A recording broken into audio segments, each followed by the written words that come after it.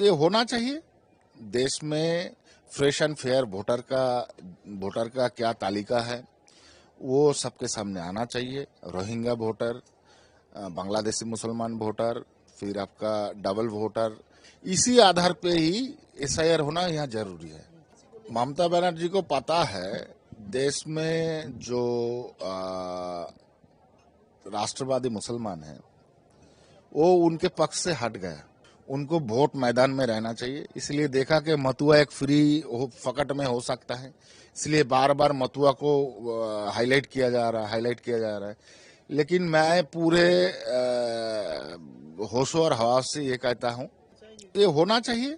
देश में fresh and fair voter का क्या तालिका है वो सबके सामने आना चाहिए। रोहिंग्या वोटर, बांग्लादेशी मुसलमान वोटर, फिर आपका डबल वोटर, फिर डेड वोटर, ये सब तो रहना नहीं चाहिए। इसके जरिए उनका वोट बैंक बड़ा है, क्योंकि उनके लोग ही जाके वही वोट दे रहे थे। तो ये सही नहीं है। देश में एक फ्रेश एंड फेयर इलेक्शन होना है और इंडियन जो सिटीजन है वो लोग ही वोट देंगे। इसी आधार पे ही एसआईआर होना यहाँ जरूरी है।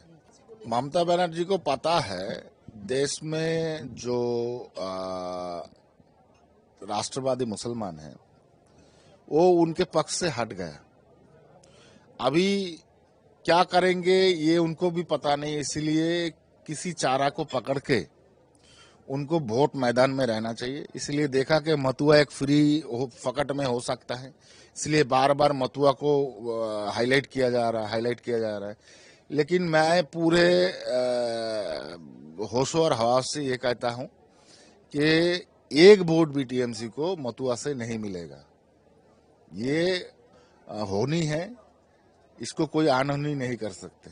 अभिषेक बनर्जी माँ का लडला बिगड़ गया है, ऐसा हालत में है। कुछ दिन पहले अमेरिका जाके ऐश मैश करके आए हैं, हम लोग देखे हैं वो सब। वो क्या कह रहे हैं इसके साथ जमीनी स्तर पे कुछ चीज को जोड़ा नहीं जा सकता है। कभी उन्होंने फाइट नहीं किया, कभी स्पॉट में जाके कभी रिकवरी करने का प्रयास नहीं किया है। पीछे आ गया है भाईपो, उसके साथ साथ एक माँ का लडला बिगड़ गया। ऐसा हालत में वो आके गद्दी को संभाल रहे हैं।